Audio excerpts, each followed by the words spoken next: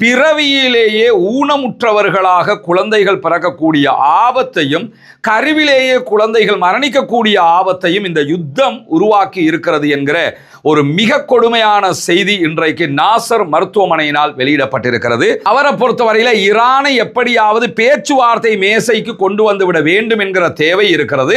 அமெரிக்க அதிபர் டொனால்ட் ட்ரம்பினுடைய மக்கள் செல்வாக்கு 30% கீழே இறங்கி இருக்கிறது என்கிற அதிர்ச்சிகரமான மகிழ்ச்சிகரமான செய்தி வெளியாகி இருக்கிறது. அமெரிக்காவுக்கு ஆதரவான மொத்தம் 3 கப்பல்களை ஒரே நாளில் தட்டி தூக்கி இருக்கிறது ஈரான் என்கிற செய்திகள் இன்றைக்கு வெளியாகி இருக்கிறது. இந்த MSC பிரான்சிஸ்கா என்கிற கப்பல் மிக முக்கியமானது. இது இஸ்ரேலுக்கு சொந்தமான ஒரு பாரிய கொள்கலன் கப்பலாக இருக்கிறது. வளமையில் என்ன பண்ணுவாங்கன்னா ஒரு ராணுவ அணிவகுப்பு அப்படின்னு சொல்லி கொண்டு வருவாங்கல்ல, ஒரு ராணுவத்தை அணிவகுப்பாக நடத்தி ஆயுதங்கள் அப்படி காட்சிக்கு வச்சு ராணுவங்களை அந்த மாதிரி தான் நடக்கு. நேத்தெல்லாம் என்ன பண்ணாங்கன்னு கேட்டா அசால்ட்டா ஏத்திக்கிட்டு வா, இதுதான் பாலிஸ்டிக் மிசைல், இதுதான் அந்த மிசைல், இதுதான் இந்த மிசைல், எல்லாரும் வந்து பொதுமக்கள்லாம் பார்த்துக்கன்னு சொல்லி கலாச்சி விடுற மாதிரி டொனால்ட் ட்ரம்பை சர்வ சாதாரணமாக இந்த காட்சிகளை எல்லாம் அவர்கள் செய்து கொண்டிருந்த வேலைகளுக்கு மத்தியில தான்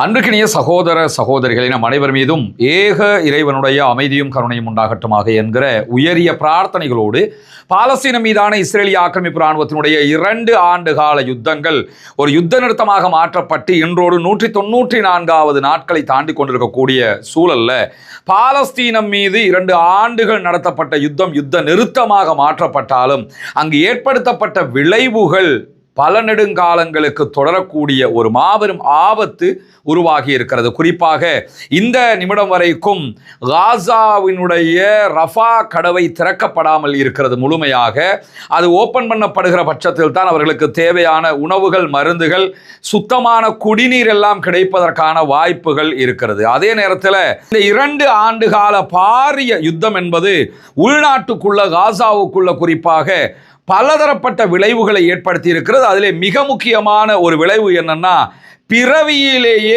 ஊனமுற்றவர்களாக குழந்தைகள் பிறக்கக்கூடிய ஆபத்தையும் கருவிலேயே குழந்தைகள் மரணிக்கக்கூடிய ஆபத்தையும் இந்த யுத்தம் உருவாக்கி இருக்கிறது என்கிற ஒரு மிக கொடுமையான செய்தி இன்றைக்கு நாசர் மருத்துவமனையினால் வெளியிடப்பட்டிருக்கிறது. பிறவி குறைபாடுகள் அதிகரித்து கொண்டே இருக்கிறது. பச்சிளம் குழந்தைகள் உயிர் பிழைப்பதே மிகவும் அரிதானதாக மாறி இருக்கிறது என்று சொல்கிறது கான் யூனிஸ்ல இருக்கக்கூடிய நாசர் மருத்துவமனையினுடைய குழந்தைகள் காப்பக பிரிவு. குறிப்பாக போரினால் ஏற்பட்டிருக்கக்கூடிய, யுத்தத்தினால் ஏற்பட்டிருக்கக்கூடிய இந்த ஆபத்து என்பது குழந்தைகளுக்கு தேவையான பலவிதமான பிரச்சனைகளையும் உண்டாக்கி இருக்கிற அதே நேரத்தில் 5 காரணங்களால் கருவிலேயே குழந்தைகள் மரணிப்பதும் அதே போன்று பிறக்கும் போதே ஊனமுற்றவர்களாக பிறப்பதும் உருவாகிறது என்று பட்டியலிடுகிறது நாசர் மருத்துவமனை. குறிப்பாக தொடராக இருக்கக்கூடிய பரவலான பசியால குழந்தைகளுக்கு கருவிலேயே இந்த ஆபத்து ஏற்படுகிறது. சுகாதார சேவைகளுடைய மொத்த சரிவு இதற்கு ஒரு காரணமாக இருக்கிறது. தேவையான வைட்டமின் டேப்லெட்டுகள் கிடைக்க மாட்டேங்குது. அவர்களுக்கு தேவையான அடுத்தடுத்த சுகாதார ஏற்பாடுகள் கிடைக்காமல் இருக்கிறது. இதுவெல்லாம் மிகப்பெரிய இழப்பாக மாறி இருக்கிற அதே நேரத்தில் காசாவுக்குள்ள இருக்கக்கூடிய சன நெரிசலும் இதற்கான காரணம் என்று சொல்லப்படும். ஒரு குறிப்பிட்ட பகுதியில் 25 லட்சம் மக்கள் வாழ வேண்டிய ஒரு நிர்பந்தம் இருக்கக்கூடிய காரணத்தினால இந்த நிலை தோற்றம் பெற்றிருக்கிற அதே நேரத்தில் அசுத்தமான குடிநீரும் இதற்கான ஒரு காரணமாக பேசப்படுகிற அதே நேரத்தில் தொடர்ச்சியான வான்வழி தாக்குதல்களும் இந்த நிலையை உண்டாக்கி இருக்கிறது. காசாவுக்குள்ள ஏற்பட்டிருக்கக்கூடிய இந்த நிலை காரணமாக கடந்த ஆண்டு மாத்திரம் 457 பச்சிளம் குழந்தைகள் உயிரிழந்திருக்கிறார்கள். அதே போன்று யுத்த காலத்திற்கு முந்தைய காலத்தோடு ஒப்பிட்டு பார்க்கிற போது 50% இது அதிகரிப்பை காட்டுகிறது. ஏற்கனவே மரணிச்சவங்களை விட 50% அதிகரிப்பாக இது பதிவாகி இருக்கிறது என்கிற செய்திகளும் வெளியாகி இருக்கிறது. இப்படி தொடர்ந்து காசாவில் ஏற்படக்கூடிய அழிவுகளும் அந்த மக்களுக்கு ஏற்பட்டிருக்கக்கூடிய துன்பங்களும் பட்டியலிடப்பட்டு கொண்டே வருகிற அளவுக்கு இஸ்ரேல் ஒரு நிரந்தர அழிவை காசாவுக்குள் செய்திருக்கிறது. அல்லாஹ்வினுடைய சாபமும் அல்லாஹ்வினுடைய அழிவும் தான் அவர்களுக்கு ஏற்பட வேண்டும். இஸ்ரேலிய யூதர்களுக்கு, குறிப்பாக ஜியோனிஸ்டுகளுக்கு என்கிற பிரார்த்தனையை நாம் முன்வைக்க கடமைப்பட்டிருக்கிறோம். இவ்வளவு பெரிய அழிவை உண்டாக்கி வைத்திருக்கிறார்கள். அரபு தேசங்களும் ஐரோப்பிய நாடுகளும் சர்வதேசமும் கைகட்டி மௌனமாக பார்த்து கொண்டிருக்கக்கூடிய சூழலை நம்ம அவதானிக்க முடியும். இப்படியான சூழல்ல தான் ஈரானுக்கும் அமெரிக்காவுக்கும் இடையிலான வார்ங்கிறது ஒரு உச்சம் தொட்டிருக்கக்கூடிய சூழல்ல தற்காலிக யுத்த நிறுத்தம் ஒன்று ஏற்பட்டிருந்தது. அந்த யுத்த நிறுத்தத்தை 2 நாட்களுக்கு நாங்கள் நீட்டிக்கிறோம் என்று சொல்லியிருக்கிறார் அமெரிக்க அதிபர் டொனால்ட் ட்ரம்ப். ட்ரம்பை பொறுத்தவரையில் அவர் யாருங்கிறத தொடர்ந்து நம்ம பேசி வர்றோம்.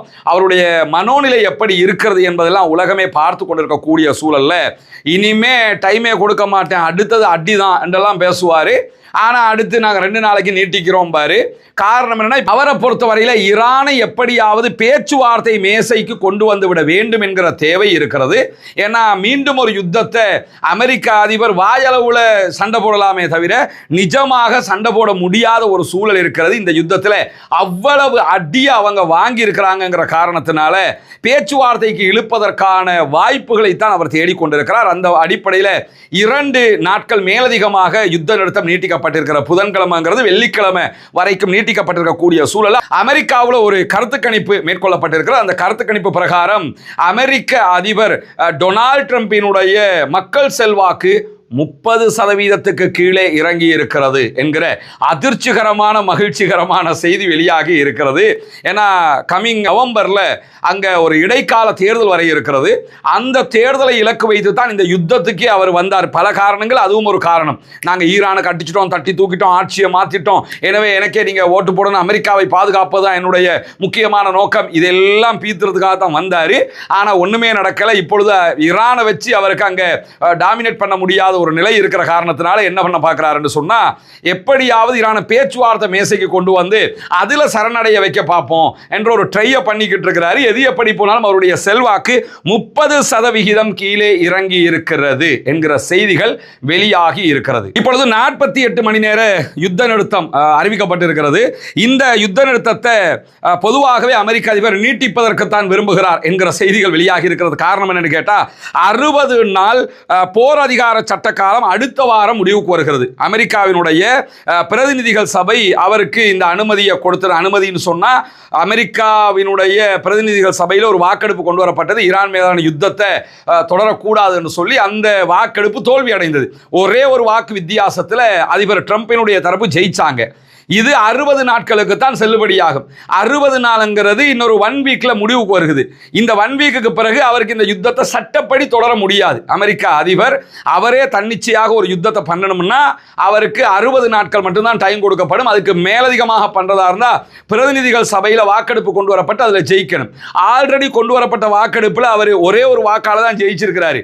திரும்ப கொண்டு வரப்பட்ட அவர் தோல்வி அடைந்திருவாருங்கிறதுனாலையும் எப்படியாவது இந்த யுத்த நிறுத்தத்தை நீட்டிக்க வேண்டிய ஒரு இக்கட்டான சூழ்நிலைக்கு அவர் தள்ளப்பட்டிருக்கிறார் என்பதை நம்ம புரிந்து கொள்ளுகிற அதே நேரத்தில் இதுவரைக்கும் ஈரான் இந்த யுத்த நிறுத்த நீட்டிப்பு தொடர்பான தன்னுடைய எந்த கருத்துக்களையும் சொல்லவில்லை என்பதையும் நம்ம புரிஞ்சுக்கிறோம். ஈரானுடைய தஸ்னீம் நியூஸ் ஏஜென்சி வெளியிட்டிருக்கக்கூடிய தகவல்கள்ல அடுத்த கட்டமாக இந்த யுத்த நிறுத்தத்தை நீட்டிப்பதற்கான அமெரிக்க அதிபருடைய அறிவிப்பு தொடர்பாக ஈரான் இன்னும் கருத்து வெளியிடவில்லை என்பதை ஒரு செய்தியாக அவர்கள் வெளியிட்டிருப்பதை நம்ம அவதானிக்க முடியும். இதற்கிடையில் அமெரிக்காவுக்கு ஆதரவான மொத்தம் 3 கப்பல்களை ஒரே நாளில் தட்டி தூக்கி இருக்கிறது ஈரான் என்கிற செய்திகள் இன்றைக்கு வெளியாகி இருக்கிறது. குறிப்பாக அவர்கள் இன்றைக்கு கைப்பற்றி இருக்கக்கூடிய 3 கப்பல்கள்ல இந்த MSC பிரான்சிஸ்கா என்கிற கப்பல் மிக முக்கியமானது. இது இஸ்ரேலுக்கு சொந்தமான ஒரு பாரிய கொள்கலன் கப்பலாக இருக்கிறது.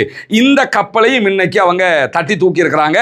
மொத்தம் 3 கப்பல்களை அவர்கள் கைப்பற்றி இருக்கிறார்கள். MSC பிரான்சிஸ்கா, எபமினோடஸ் என்கிற ஒரு கப்பல். இந்த 2 கப்பலுமே ஒரு பாரிய கொள்கலன் கப்பல்களாக இருக்கிறது என்று IRGC விடுத்திருக்கக்கூடிய அறிவிப்புல சொல்லி இருக்கிறாங்க.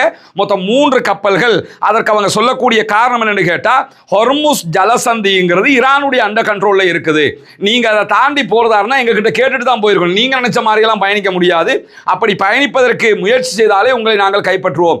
எங்க கப்பல்களை அமெரிக்கா கைப்பற்றும் போது அமெரிக்காவுக்கு ஆதரவான கப்பலை நாங்க கைப்பற்ற மாட்டோமான்னு சொல்லி தட்டி தூக்கி இருக்கிறாங்க. அந்த கப்பல்கள் தற்போது ஈரானுடைய கடற்கரைக்கு கொண்டு செல்லப்பட்டிருக்கிறது. ஈரானுடைய துறைமுகங்களுக்கு கொண்டு செல்லப்பட்டிருக்கிறது.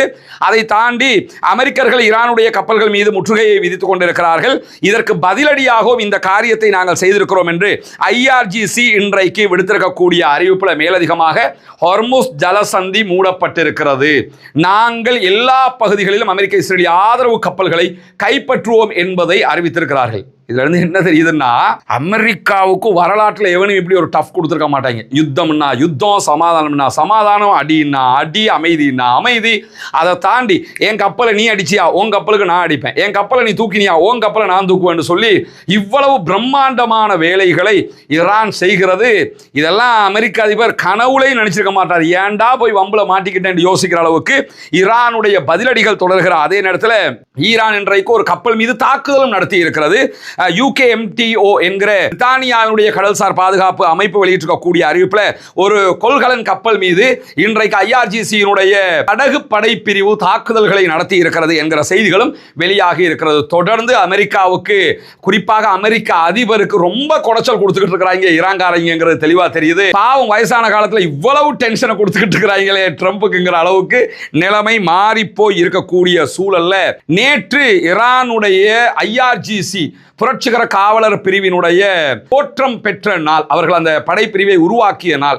அது தொடர்பாக தெஹ்ரான் முழுவதுமே பாலிஸ்டிக் மிசைல்கள், அவர்களுடைய ஆயுதங்கள் என்று பலவாறான ஆயுதங்களை சர்வசாதாரணமாக ரோட்ல கொண்டு வந்து மக்களுக்கு காட்டிக்கிட்டு இருந்தாங்க. IRGC-யினுடைய படைப்பிரிவு என்னடா பண்றீங்க என்று யோசிக்கிற அளவுக்கு இப்ப சும்மா விளையாட்டு பொருட்கள் மாதிரி ஆக்கிட்டாங்க. வளமையில் என்ன பண்ணுவாங்கன்னா, ஒரு ராணுவ அணிவகுப்பு அப்படின்னு சொல்லி கொண்டு வருவாங்கல்ல, ஒரு ராணுவத்தை அணிவகுப்பாக நடத்தி ஆயுதங்கள் அப்படி காட்சிக்கு வச்சு ராணுவங்கள் அந்த மாதிரி தான் நடக்கு. நேத்தெல்லாம் என்ன பண்ணாங்கன்னு கேட்டா, அசால்ட்டா ஏத்திக்கிட்டு வா, இதுதான் பாலிஸ்டிக் மிசைல், இதுதான் அந்த மிசைல், இதுதான் இந்த மிசைல், எல்லாரும் வந்து பொதுமக்கள் எல்லாம் பார்த்துக்கன்னு சொல்லி கலாச்சி விடுற மாதிரி டொனால்ட் ட்ரம்பை சர்வ சாதாரணமாக இந்த காட்சிகளை எல்லாம் அவர்கள் செய்து கொண்டிருந்த வேலைகளுக்கு மத்தியில் தான் மீண்டும் ஒரு யுத்தத்தை டொனால்ட் ட்ரம்ப் உருவாக்கினார் என்று சொன்னால் ரொம்ப அதிர்ச்சிகரமான அடிகளை அவர் வாங்குவார் என்கிற செய்திகளை வெளியிட்டிருக்கக்கூடிய IRGC மேலதிகமாக இன்றைக்கு நியூயார்க் டைம்ஸினுடைய ஒரு செய்தியும் மக்களுக்கு மத்தியிலே பரவலாக பார்க்கப்படக்கூடிய ஒரு செய்தியாக மாறி இருக்கிறது. அதுதான் இந்த செய்தி. நியூயார்க் டைம்ஸ் இந்த காட்சிகளை வெளியிட்டிருக்கிறது. இது ஒரு சேட்டலைட் காட்சி. இந்த காட்சியில் நீங்க பாத்தீங்கன்னா, ஈரான்கிட்ட இருந்து அமெரிக்கா வாங்கிய அடிகளுடைய சேட்டலைட் காட்சிகள் தான் இதில் காட்டப்படுது. இது எல்லாமே அமெரிக்காவுடைய தளங்கள். மொத்தம் 8, 9, 10, 11 தளங்கள். குறிப்பாக நீங்க பாத்தீங்கன்னா, அலி அல் ஷலோம் குவைட்ல இருக்கக்கூடிய தளம் இது. இது வந்து கேம்ப் அரிஃப் ஜான்ங்கிறது குவைட்ல இருக்கக்கூடிய அமெரிக்காவுடைய பேஸ். இது அது அடி வாங்கினது எப்படின்னது சேட்டலைட் காட்சி. இது எல்லாமே அல் ஜசீரா வெளியிட்ட காட்சிகள் கிடையாது. இது எல்லாமே நியூயார்க் டைம்ஸ் அவங்களே கலாச்சிக்கிறாங்க. நம்ம யாரும் கலாய்க்க தேவையில்லை, அவங்களே கலாச்சிருக்கிறாங்க. இதை நீங்க பார்க்கலாம். குவைட்ல இருக்கக்கூடிய அடுத்த போர்ட், அதே மாதிரி இதுவும் குவைட்ல இருக்கக்கூடிய போர்ட். இதெல்லாம் குவைட் பேஸ். அடுத்து பஹ்ரைன்ல இருக்கக்கூடிய, அதே மாதிரி பிரின்ஸ் சுல்தான் சவுதி அரேபியாவில் ஏற்பட்டிருக்கக்கூடிய அழிவுகள், அங்கே அவர்களுடைய தளத்தில் வாங்கி கட்டியிருக்கக்கூடிய காட்சிகள். அதே போன்று அல் உதய் போர்ட், கத்தருடைய உதய் போர்ட். அதே மாதிரி இங்க பாத்தீங்கன்னு சொல்லி சொன்னா அல் தாஃப்ரா போர்ட் UAE, அங்க வாங்கின அடிகள். அதே போன்று எர்பில் ஏர்போர்ட் ஈராக்ல வாங்கி கட்டியிருக்கக்கூடிய அடிகள். அதே போன்று மோஃபாக் என்கிற ஒரு தளம் ஜோர்டான்ல இருக்கிறது. அதே நேரத்தில் ஜபல் அலி போர்ட் UAE. இது எல்லாமே ஈரான்கிட்ட இருந்து வாங்கிய அடிகள். இதெல்லாம் அமெரிக்காவினுடைய போர்ட்டுகள். இதை போட்டு அவங்கள கலாய்ச்சிக்கிறாங்க. நம்ம கலாய்க்க எல்லாம் தேவையில்லை, வேறு ஊடகங்களும் கலாய்க்க தேவையில்லை. இந்த அளவுக்கு நிலைமை மாறி போயிருக்கக்கூடிய சூழல்ல ஈரானுக்கு போகக்கூடிய ஒரு 3000 கொள்கலன்களை கொண்ட ஒரு கப்பல் இப்ப அமெரிக்கா ஒரு தடையை விதிச்சுக்கிட்டு இருக்கிறதுனால, ஹொர்முஸை மூடி வச்சிருக்கிறதுனால அதை மீறி அப்பப்போ போறாங்க. இந்த அளவுக்கு நிலைமை மாறி போயிருக்கக்கூடிய சூழல்ல ஈரானுக்கு போகக்கூடிய ஒரு 3000 கொள்கலன்களை கொண்ட ஒரு கப்பல் இப்ப அமெரிக்கா ஒரு தடையை விதிச்சுக்கிட்டு இருக்கிறதுனால, ஹொர்முஸை மூடி வச்சிருக்கிறதுனால அதை மீறி அப்பப்போ போறாங்க. ஆனால் ரிஸ்க் எடுக்காம ஈரானுக்கு போக வேண்டிய ஒரு 3000 கொள்கலன்கள் இருக்கிறது. இதெல்லாம் வந்து கராச்சி துறைமுகத்தில் தேங்கி இருக்கிறது. வேற வேற கப்பல்கள் அனுப்புறதுக்கு ஒரு ட்ரை பண்ணியிருக்கிறாங்க. அது சாத்தியப்படல என்றதோட கராச்சியில் இறக்கி வச்சிருக்கிறாங்க. இப்போ ஈரானும் பாகிஸ்தானும் மேற்கொண்டிருக்கக்கூடிய ஒரு பேச்சுவார்த்தைகள் அடுத்ததாக இந்த 3000 கொள்கலன்கள் பாகிஸ்தான் கராச்சி துறைமுகத்தில் இருந்து பாகிஸ்தானுடைய லாரிகளில் ஈரானுடைய பார்டர் வரைக்கும் கொண்டு செல்லப்படும். அந்த பார்டர்ல இருந்து ஈரான் தன்னுடைய லாரிகளில் அந்த 3000 கொள்கலன்களையும் எடுத்துக்கொள்வார்கள். அதாவது ஈரானுக்கு இருக்கக்கூடிய மிகப்பெரிய பலமே என்னன்னு கேட்டால், அந்த நாடு பெரிய நாடுங்கிறது.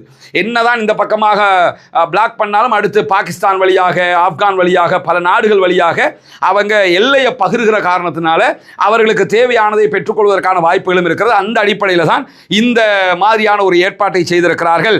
எனவே லாரிகள் மூலமாக பாகிஸ்தான் கராச்சியில் இருந்து ஈரானுடைய எல்லைக்கு இந்த கொள்கலன்களை அனுப்ப இருக்கிறது என்கிற செய்திகள் வெளியாகி இருக்கிறது. பாகிஸ்தானுடைய லீட் எப்படி இருக்குங்கிறதையும் புரிஞ்சுக்கிறேன். ரொம்ப டாப் லெவலில் அவங்க நின்று செயல்பட்டு கொண்டிருக்கக்கூடிய சூழல்ல முதல்ல பேச்சுவார்த்தை நடத்துவதற்கு நாங்கள் தயார். ஆனால் ஹொர்முஸ்ல எங்க துறைமுகங்களை வழிமறைக்கிறத அமெரிக்கா நிறுத்தினா மட்டும்தான் நாங்கள் பேச்சுவார்த்தைக்கு வருவோம், இல்லைன்னா நாங்கள் வரமாட்டோம்னு சொல்லி இன்றைக்கும் ஈரான் அறிவித்திருக்கக்கூடிய ஒரு சூழல் நம்ம பார்க்க முடிகிற அதே நேரத்தில் இஸ்ரேலுக்காக உளவு பார்த்த ஈரானுடைய குடிசார் பாதுகாப்பு அதிகாரி ஒருவருக்கு இன்றைக்கு ஈரான் மரண தண்டனை விதித்திருக்கிறது. எவனாவது மொசாதுக்கு வேலை பார்த்தான், அமெரிக்காவுக்கு துப்பு கொடுத்தான், அவ்வளவுதான், தூக்கிடுவாங்க. அதே மாதிரி ஒரு வேலையை செஞ்சிருக்கிறாங்க. இன்னைக்கும் ஒருவருக்கு மரண தண்டனை விதிக்கப்பட்டிருக்கு. ஈரானுடைய நீதித்துறை அதிகாரப்பூர்வமாக இந்த செய்திகளை வெளியிட்டிருக்கிற அதே நேரத்தில் ஈரானுடைய ஆதரவு ஆயுத குழுக்களுக்கு அழுத்தம் கொடுக்கும் விதமாக ஈராக்குக்கான பணப்பரிமாற்றத்தை நிறுத்துவதாக அமெரிக்கா அறிவித்திருக்கிறது. ஈராக்கை பொறுத்தவரையில் ஈராக்கில் சதாம் ஹுசைனுடைய மரணத்துக்கு பிறகு முழு ஈராக்கையும் அமெரிக்கா அண்டர் கண்ட்ரோலுக்கு கொண்டு வந்திருக்கிறது. ஈராக்குக்குள்ள குர்து கவர்மெண்ட் ஒன்று இருக்குது, அதே மாதிரி பொதுவான ஒரு கவர்மெண்ட் இருக்குது. இப்படி ரெண்டு கவர்மெண்ட்டுகள் இருந்தாலும் ஈராக்கினுடைய எண்ணெய் விற்பனை முழுவதுமாக அமெரிக்கா தான் பண்ணிக்கிட்டு இருக்கிறாங்க. அதனுடைய வருமானம் எல்லாமே அமெரிக்காவுடைய திரைசேரிக்கு தான் போகும், அங்கே தான் அவங்க வச்சுக்கிடுவாங்க. ஆனால் அங்கேருந்து அப்பப்போ ஈராக்குக்கு தேவையான காசுகளை கொடுத்து கொண்டிருப்பாங்க. அந்த அடிப்படையில் ட்ரம்ப் நிர்வாகம் ஈராக்குக்கான அமெரிக்க டாலர்கள் வழங்குவதை நிறுத்தி வைப்பதாக அறிவித்திருக்கிறார்கள். குறிப்பாக தி வால் ஸ்ட்ரீட் ஜேர்னல் வெளியிட்டிருக்கக்கூடிய செய்தியை இன்னைக்கு நம்ம படிக்க முடிகிறது. அதுல 500 மில்லியன் டாலர்களை கொண்ட அமெரிக்க டாலர் நோட்டுகள், அமெரிக்காவுடைய டாலர் இருக்குதா இல்லையா, அதுல 500 மில்லியன் நோட்டுகள் கப்பல்ல ஈராக்குக்கு வர இருந்தது. அதை அமெரிக்கா தடுத்திருக்கிறது. காரணம் என்னன்னு கேட்டா, நீங்க ஈரானிய ஆதரவு குழுக்கள் ஈராக்குக்குள்ள இருக்குது, அதையெல்லாம் நீங்க இல்லாமல் ஆக்கணும். ஏண்டா நீ 10-15 வருஷமா ஈராக்கை கையில வச்சுக்கிட்டு இருந்தே உன்னால இல்லாமல் ஆக்க முடியல, இப்போ இவன் மட்டும் இல்லாமல் ஆக்கிடுவானா? அது நடக்கிறது சாத்தியமா? அந்த காசை வச்சுக்கிறதுக்காக இந்த அழுத்தத்தை கொடுக்குறாங்க. நியூயார்க்கினுடைய ஃபெடரல் ரிசர்வ் வங்கியினுடைய கணக்குகளில் தான் இந்த பணம் இருக்கிறது. இது ஈராக்கினுடைய எண்ணெய்களை விற்பதினூடாக வரக்கூடிய வருமானம். அந்த வருமானத்தை ஈராக்குக்கு கொடுக்க மாட்டோம் என்று சொல்லி தடுத்திருக்கிறார்கள்.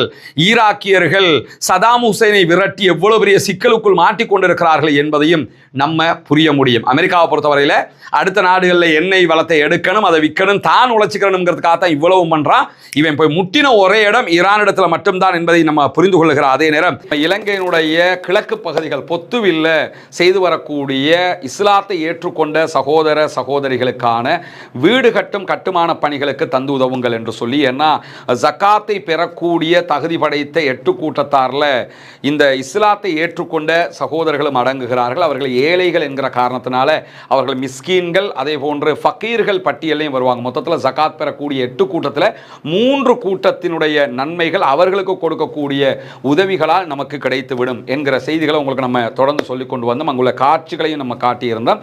ஏற்கனவே 5 வீடுகளை நம்ம கட்டி கையளிச்சிருக்கிறோம். அந்த காட்சிகள் எல்லாம் தொடர்ந்து நீங்கள் பார்த்து வருகிறீர்கள். அதை தாண்டி இன்னும் 9 வீடுகள் கட்ட வேண்டிய தேவை இருக்கிறது. மொத்தம் 14 வீடுகள் என்கிற தகவல்களை உங்களுக்கு நம்ம சொல்லி வந்தோம். அதற்கான உதவிகளை நீங்கள் தொடர்ந்து வழங்கி வருகிறீர்கள். உங்களுடைய ஜக்காத்து தான தர்மங்களை தந்து வருகிறீர்கள். அந்த அடிப்படையில் தற்போது நம்ம 6வது வீட்டை கட்டுகிற பணியை ஆரம்பித்திருக்கிறோம். அதனுடைய காட்சிகளை தான் நீங்க முன்னாடி பார்க்கிறீங்க. நீங்கள் தரக்கூடிய உதவிகளை கொண்டுதான் மக்களுக்கு தேவையான ஏழை எளிய மக்களுக்கு உரிய எல்லா காரியங்களையும் நம்ம பண்ணி வர்றோம். தித்வா புயலுக்கான பணிகளாக இருந்தாலும் சரி, அதற்கு பிறகு வாட்டர் டேங்கை நம்ம ஓப்பன் பண்ணி கொடுத்ததாக இருந்தாலும் சரி, மற்ற எல்லா பணிகளும் நீங்கள் தரக்கூடிய ஜகாத்து தான தர்மங்களை கொண்டு ஏழைகளுக்கு முறையாக செய்யப்பட்டு வருகிறது என்பது உங்களுக்கு தெரியும். அந்த அடிப்படையில் தான் தற்போது அல்ஹம்துலில்லாஹ் 6வது வீடை கட்டுகிற பணியை நம்ம ஆரம்பிச்சிருக்கிறோம். இந்த பணி தொடர்ந்து நடைபெற்று 14 வீடுகளும், மீதி இருக்கக்கூடிய 9 வீடுகளும் கட்டி முடிக்கப்பட வேண்டும் என்பதுதான் என்னுடைய பிரார்த்தனையும் நிச்சயமாக உங்களுடைய பிரார்த்தனையாகவும் இருக்கும். எனவே இந்த பணியை சிறப்பாக முடிப்பதற்காக தொடர்ந்தும் உங்களுடைய உதவிகளை வாரி வழங்குங்கள் என்கிற கோரிக்கையை இந்த இடத்திலே முன்வைத்துக் கொள்கிறேன். தொடர்ந்து இணைந்தீர்கள் ரஸ்மின் மயசி நியூஸ் மற்றும் ரஸ்மின் டாக்ஸ் ஆகிய 2 சேனல்களையும் இது தொடர்பான மிக முக்கியமான தகவல்களை உங்களோடு உடனுக்குடன் பகிர்ந்து கொள்வதற்கு தயாராக இருக்கிற அதே நேரம் ஆக்கிரமிப்புகள் ஓய வேண்டும், ஆக்கிரமிப்பாளர்கள் ஓய வேண்டும், ஆக்கிரமிப்புகள் நிறுத்தப்பட்டு மத்திய கிழக்கு முழுவதும் உலகம் முழுவதும் அமைதி திரும்ப வேண்டும் என்கிற பிரார்த்தனை அல்லாஹ்விடத்தில் முன்வைக்கிற அதே நேரம் பாலஸ்தீன அப்பாவிகளுக்கு எதிராகவும், லெபனானுடைய அப்பாவிகளுக்கு எதிராகவும், ஈரானுடைய அப்பாவிகளுக்கு எதிராகவும் நடத்தப்படுகிற இந்த பயங்கரமான தாக்குதல்கள் உடனடியாக முடிவுக்கு கொண்டு வரப்பட வேண்டும் என்கிற பிரார்த்தனையை முன்வைத்துக் கொண்டு ஆக்கிரமிப்பாளர்களுக்கு எதிராக தொடர்ந்தும் ஜனநாயக ரீதியாக குரல் எழுப்புவோமாக. வாஹிர் தஅவானா அல்ஹம்துலில்லாஹி ரப்பில் ஆலமீன்.